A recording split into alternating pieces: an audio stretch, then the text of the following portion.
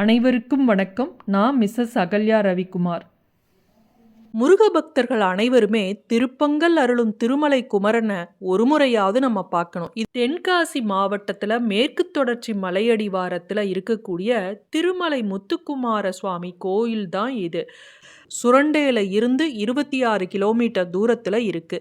மூலவரை திருமலை குமாரசாமி என்றும் குமாரசாமி என்றும் அழைக்கின்றனர். இக்கோயில் சுமார் 400 முதல் 545 அடி உயரத்தில் ஓம் வடிவில் அமைந்துள்ள ஒரு குன்றின் மீது இருக்கிறது.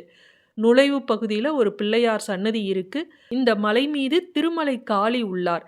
மலை ஏறக்கூடிய வழியில உள்ள 16 படிக்கட்டுகளும் 16 செல்வங்களாக போற்றப்படுகின்றன. இந்த கோவிலோட இந்த மலை உச்சியில இருக்கக்கூடிய கோவில் தீர்த்தத்தை அஷ்டபத்ம குளம் அப்படின்னு அழைப்பார்கள்.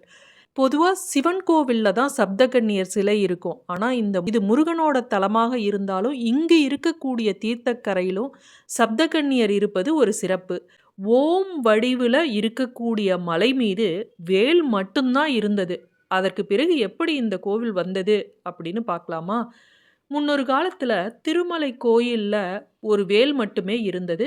இங்கு பூவன் பட்டர் அப்படிங்கிற அர்ச்சகர் வேலுக்கு அபிஷேகம் செஞ்சுட்டு பூஜைகள்லாம் செய்துட்டு ஒரு நாள் நண்பகல் வேலையில் ஓய்வுக்காக ஒரு புளிய மரத்தடியில் படுத்திருந்தார். அப்போ முருகபெருமான் கனவுல எழுந்தருளி, பட்டரே, இந்த மலை எனக்கு சொந்தமானது. நான் இங்கிருந்து சற்று தொலைவில் உள்ள கோட்டை திரடு என்ற இடத்தில் சிலை வடிவில் இருக்கிறேன். நீர் அங்கு சென்று எறும்புகள் சாறை சாறையாக செல்லும் ஒரு குழியை தோண்டிப்பாரும். அதற்குள் ஒரு சிலை இருக்கும். அதை எடுத்து இந்த மலையில் பிரதிஷ்டை செய்து வழிபட வேண்டும் என்றார்.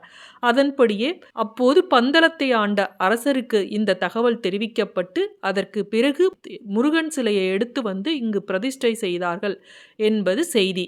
அருணகிரிநாதர் கூட தன்னுடைய திருப்புகழில் இத்தல முருகனை பற்றி பாடியுள்ளார். விசாக நட்சத்திரத்தில் பிறந்தவங்க இந்த கோவிலுக்கு ஒரு முறையாவது வாழ்க்கையில் போகணும். விசாகம், கார்த்திகை, உத்திரம் ஆகிய முருகனுக்குரிய நட்சத்திர நாட்களில் இம்மலையில் தங்கள் ஆதிக்கத்தை வெளிப்படுத்தும் ஓடவல்லி, நலமூலிகை, திருமலை செடி ஆகிய மூலிகைகளும் வளர்ந்தது. செல்வ விருத்திக்காக தான் இந்த திருமலை செடியோட வேரையும் தன ஆகாஷ்ண யந்திரத்தையும் இணைத்து ஒரு காலத்தில் பூஜை செய்திருக்கிறார்கள்.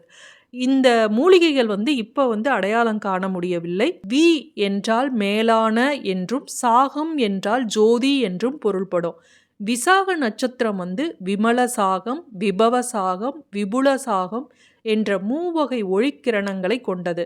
இந்த கிரணங்கள் இம்மலையில படுவதால விசாக நட்சத்திரத்தினரும் மற்றும் எல்லா நட்சத்திரக்காரவங்களும், ஏன்னா விசாக நட்சத்திரம் அப்படிங்கிறது முருகபெருமானுடைய நட்சத்திரம் இல்லையா, இந்த கோவிலுக்கு நம்ம போனோம் அப்படின்னா நமக்கு செல்வம் சேரும், முருகனோட அருள் கிடைக்கும் என்பது அசைக்க முடியாத நம்பிக்கை.